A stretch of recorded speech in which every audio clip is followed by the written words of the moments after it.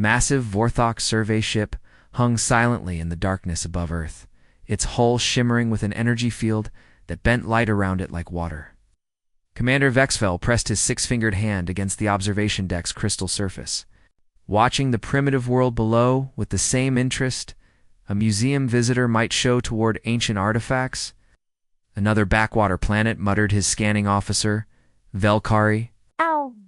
as streams of data flowed across her bioneural interface. "The inhabitants barely qualify as sentient life."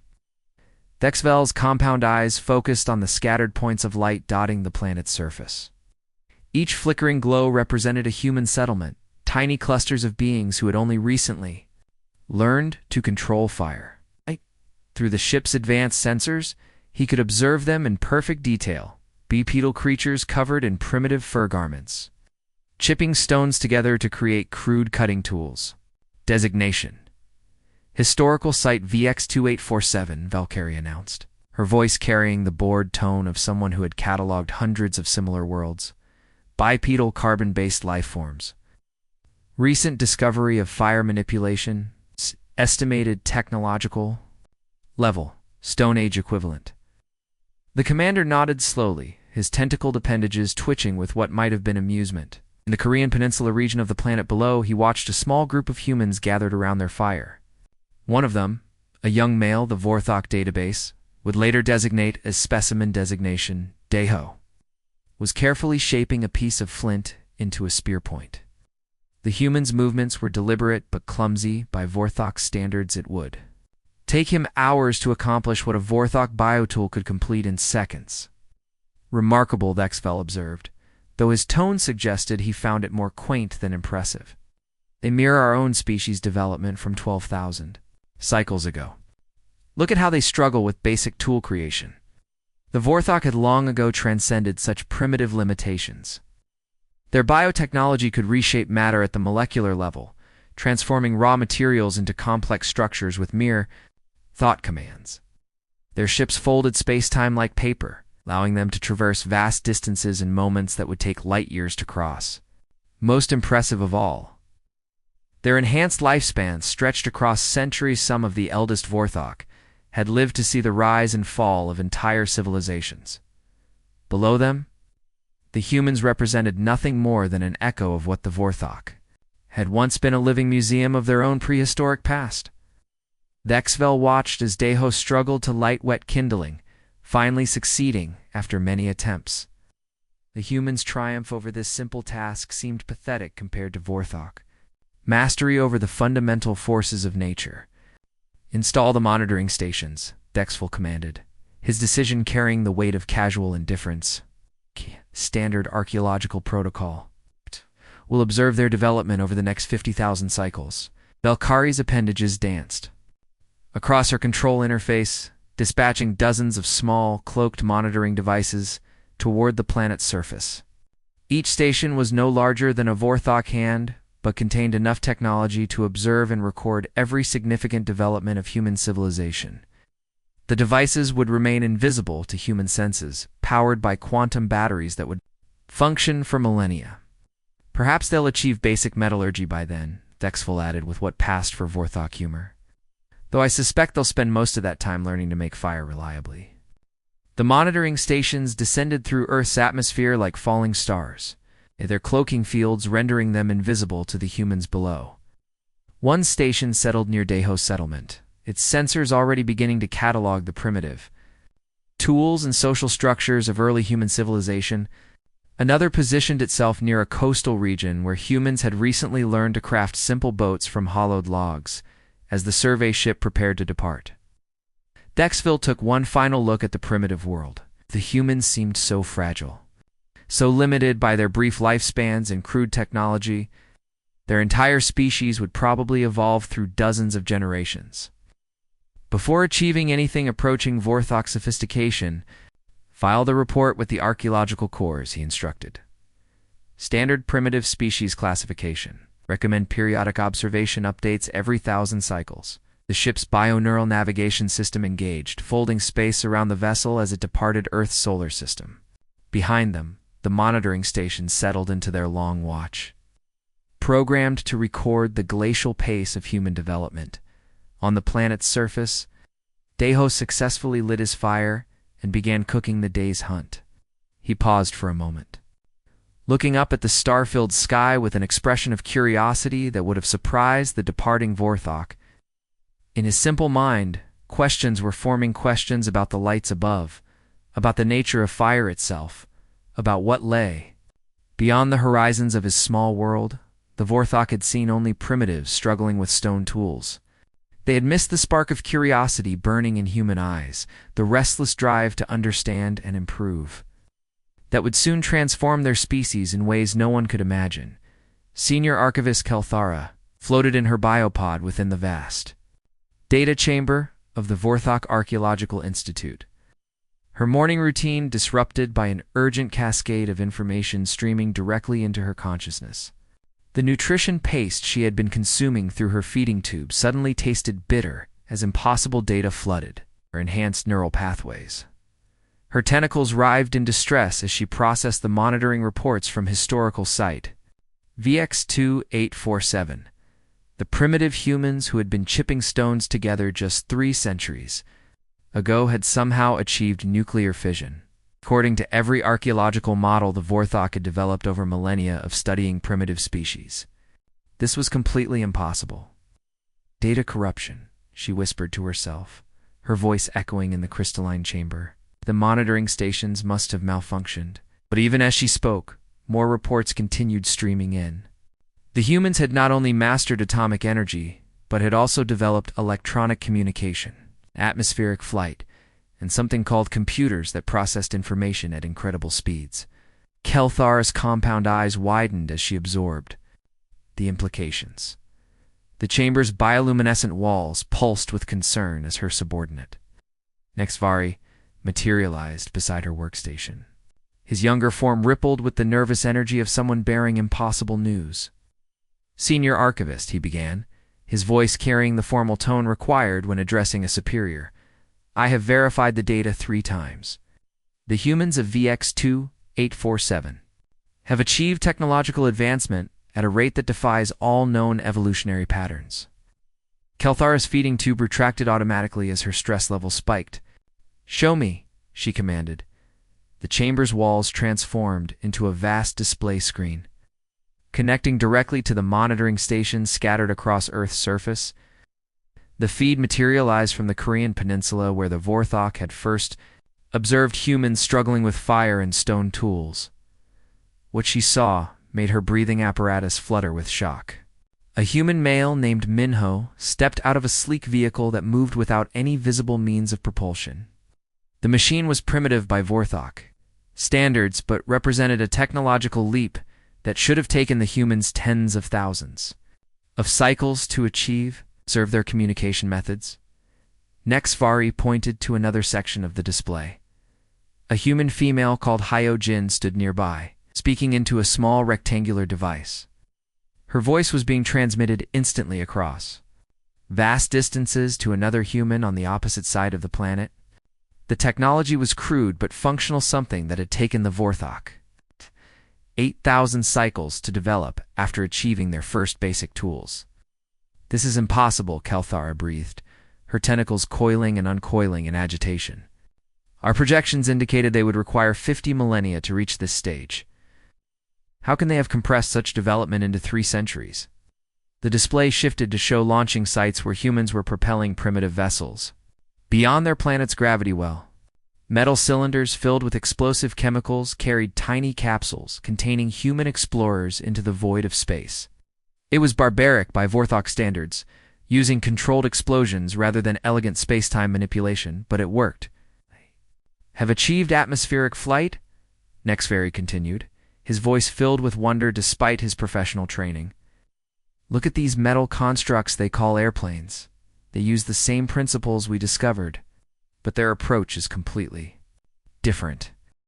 The monitoring stations revealed cities filled with humans using electronic devices, traveling in powered vehicles, and communicating across their entire planet in real time.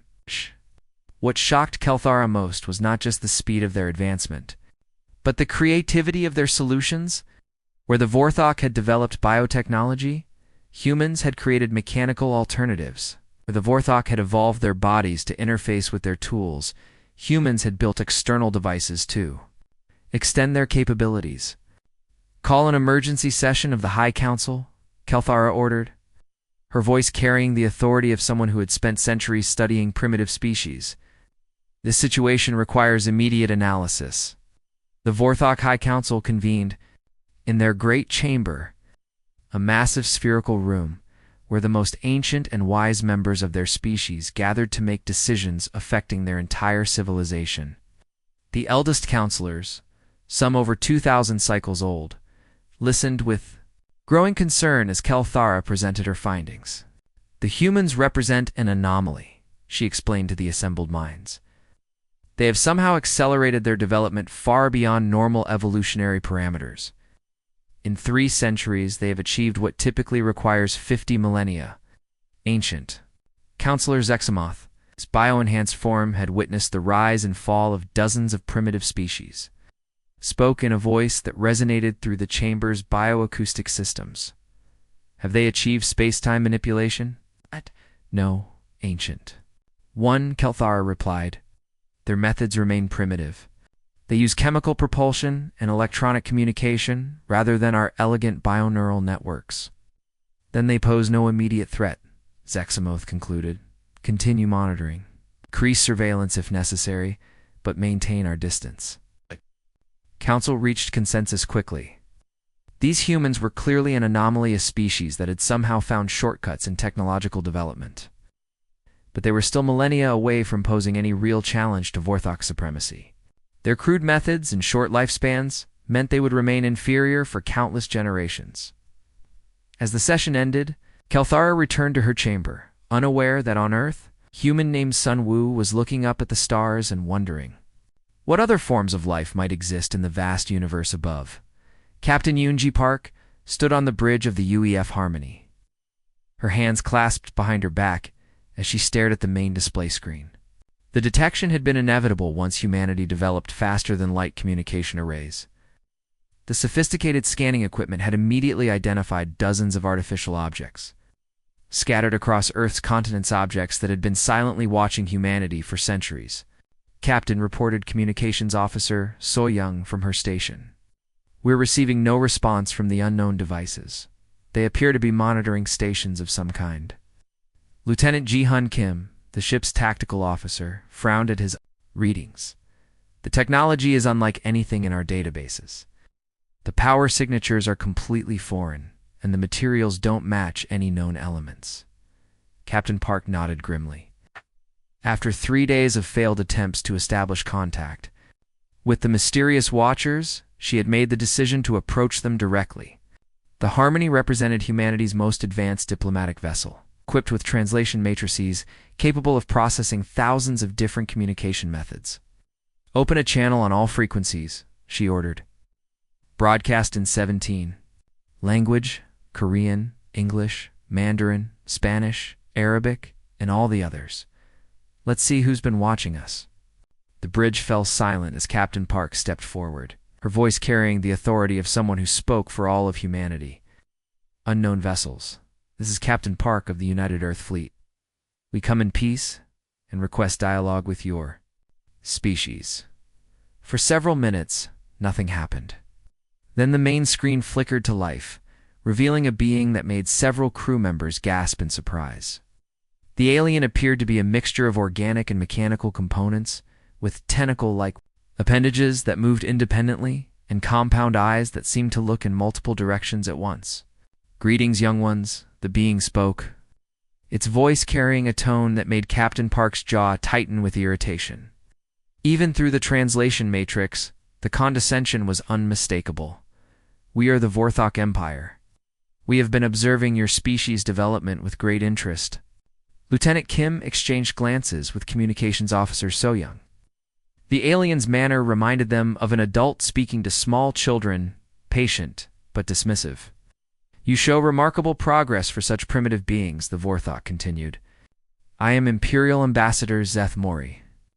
It is unusual for a species at your developmental stage to detect our monitoring stations." Captain Park felt her diplomatic training warring with her natural instincts. The word primitive hung in the air, like an insult. Ambassador Zeth Mori, we appreciate your acknowledgement. Might I ask how long you have been observing our world? 3 of your centuries, Zeth Mori replied casually. We discovered your species when you were still manipulating crude stone implements. Your rapid advancement has been ... surprising. Bridge crew remained silent, but Captain Park could feel the tension building. 3 centuries of secret observation felt like a violation of humanity's privacy and sovereignty. Fear not, Zeth Mori continued, apparently oblivious to the growing hostility in the human reactions. The Vorthok Empire extends its protection to all developing species. We have decided to establish guidance colonies on your moon to help shepherd your growth. Lieutenant Kim's eyebrows shot up. Guidance colonies? He whispered. Under our benevolent oversight, the ambassador continued, you may achieve basic interstellar capability within a few thousand cycles. We shall teach you proper methods of development, help you avoid the mistakes that primitive species typically make. The silence on the bridge was deafening. Captain Park felt her carefully controlled diplomatic demeanor cracking. The alien was essentially offering to turn humanity into supervised children, guided by their supposed superiors. We understand that this may seem overwhelming, Zeth Mori added with what might have been intended as kindness. Your species has developed crude but functional technology. With proper guidance, you might even achieve biotechnology within 10,000 cycles. Communications Officer Soyoung's hands clenched into fists. As a veteran of the Mars colonies, she had seen what humanity could achieve when working together. The suggestion that they needed alien supervision was deeply insulting. Captain Park took a deep breath, drawing on years of diplomatic training. Ambassador, we appreciate your interest in our species. However, we must respectfully decline your offer. We prefer to develop as equals, not as subjects. The silence that followed was even more telling than the ambassador's words. Through the translation matrix, they could hear what sounded like surprised laughter from the alien side. How wonderfully naive, Zeth Mori's. Amusement was evident even across species barriers. You misunderstand your position, young ones. This is not a negotiation. We are informing you of our decision. Lieutenant Kim's hand moved instinctively toward his weapon controls before Captain Park's sharp gesture stopped him. The bridge crew watched in stunned silence as the implications became clear. You lack the capability to prevent our colonies, the ambassador continued. Your primitive spacecraft and chemical propulsion systems pose no threat to Vorthok technology. In time, you will understand the wisdom of our guidance. The transmission ended abruptly, leaving the human crew staring at a blank screen. Captain Park turned to face her bridge crew, seeing her own determination reflected in their faces. Soyoung, she said quietly, send a priority message to Earth. Command. Tell them we need to accelerate the quantum drive project. On Earth. A young scientist named Bioram was already working on equations that would change everything. Admiral Stujin Lee stood perfectly still on the bridge of the UEF Tayagukji, her weathered hands resting on the command console as space folded around them like origami. The quantum fold drive hummed with barely contained energy, a technology that had seemed impossible just decades ago. Now it carried humanity's most advanced starship through dimensions the Vorthok had never imagined accessing. It fold complete. Admiral announced Navigation Officer Genesio, his voice steady, despite the historic nature of their mission. We are now at the edge of Vorthok territory. Through the main viewport, Admiral Lee could see the alien patrol ships, approaching 17 sleek vessels that moved with the graceful precision of a species that had mastered space travel for millennia. But something had changed in the 47 years since the Vorthok had established their unwelcome colonies on Earth's moon. Sir, Genesio continued, his instruments detecting the approaching fleet, 17 Vorthok patrol ships are moving to intercept us. They're maintaining attack. Formation. Admiral Lee nodded calmly, her expression revealing nothing of the satisfaction she felt. The Vorthok had finally learned to take human expansion seriously, but their realization had come too late. While they had spent decades debating humanity's proper place in what they considered the natural galactic hierarchy, humans had been busy revolutionizing everything from artificial intelligence to biotechnology. Dr. Haewon Jung looked up from her workstation, where a hybrid bioquantum computer processed information at speeds that would have amazed the Vorthok scientists of decades past. The device combined living neural networks with quantum processors, creating a computational system that could adapt and evolve in real time. Admiral Dr. Jung reported, her voice carrying the excitement of a scientist who had spent years studying alien technology. I'm reading their ship configurations. Their technology is impressive, certainly more advanced than what we had 50 years ago, but it's completely static. She paused, manipulating the bioquantum interface with practiced ease. They haven't innovated in centuries. Their ships are. Using the same basic designs, the same energy signatures, the same tactical patterns as the vessels that first approached Earth. The irony was not lost on Admiral Lee. The Vorthok had dismissed humanity as primitive, slow-developing creatures who would take millennia to achieve basic interstellar capability. But humanity's supposed weakness, their short lifespans and restless nature, had become their greatest strength. While the long-lived Vorthok had grown comfortable with their established technologies, humans had never stopped questioning, never stopped improving. The main screen flickered to life, revealing Commander Vextel of the Vorthok patrol fleet. The alien's appearance had changed subtly since the first contact decades ago, where Ambassador Zethmori had radiated condescending confidence. Commander Vextel showed barely concealed anxiety. His compound eyes darted nervously, and his tentacles moved with jerky, uncertain motions. "Human vessels," the commander spoke, his voice carrying none of the casual superiority that had marked earlier Vorthok communications. "You are trespassing. In Imperial space, withdraw immediately." Admiral Lee stepped forward, her posture radiating the quiet confidence of someone who had fought to defend humanity's independence for nearly 5 decades. "Commander Vexel, I am Admiral Lee of the United Earth Fleet. We're here to discuss the establishment of formal diplomatic relations between our species." She paused deliberately, letting her next words carry the weight of history, as equals. The word hung in the space between them like a challenge.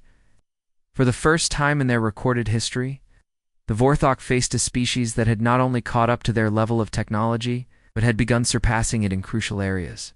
On the bridge of the Tehugji, the crew watched their instruments with fascination.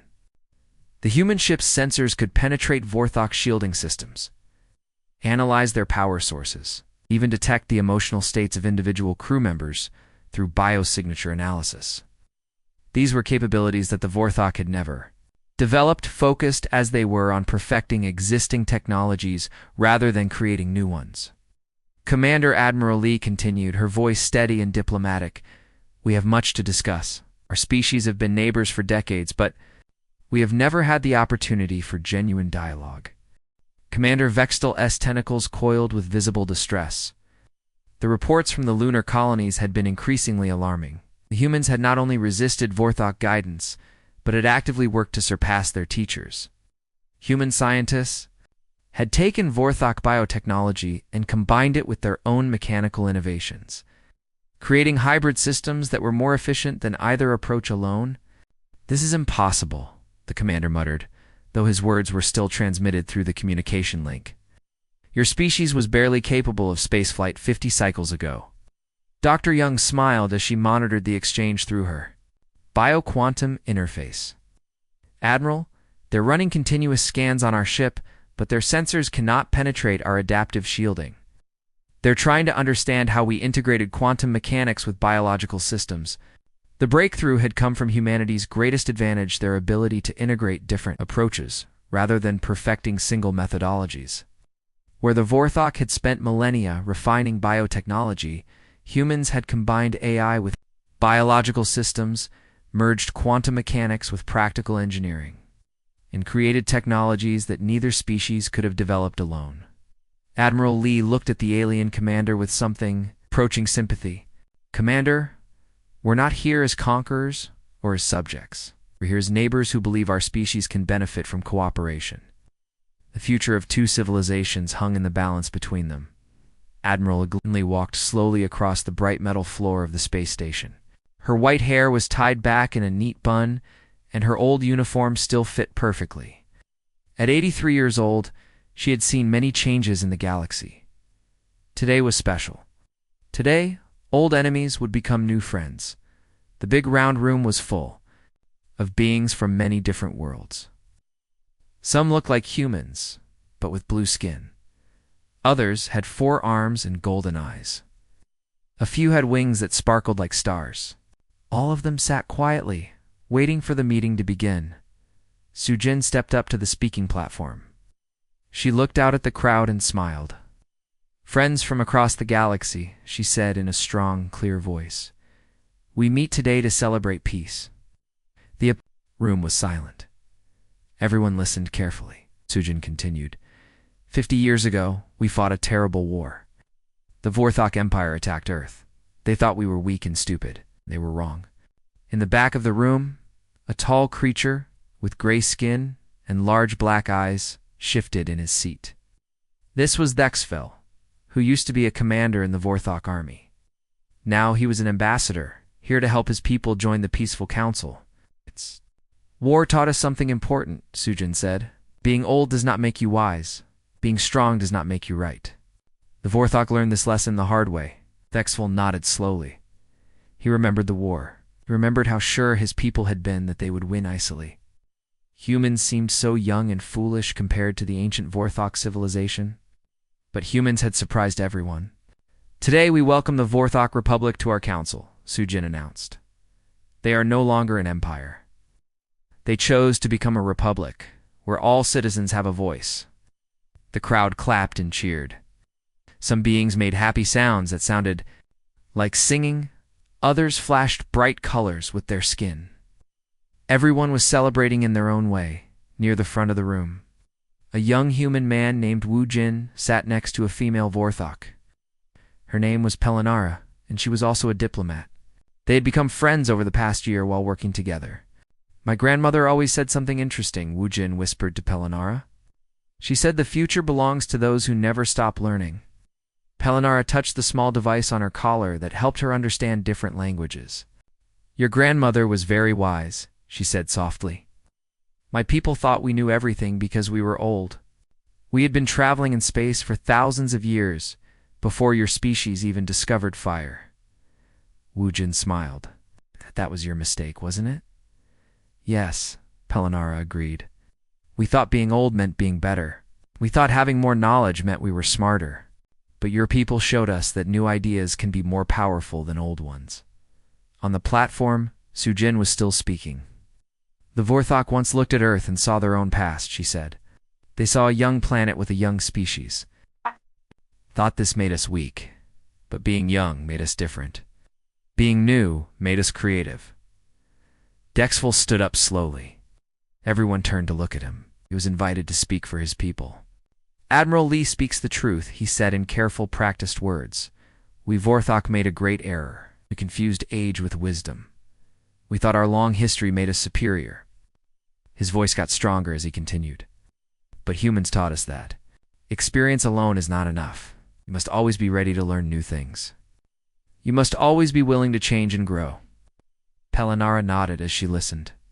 She remembered her childhood, when Vorthok adults told stories about the great empire. They always said other species were beneath them. Now she knew those stories were wrong.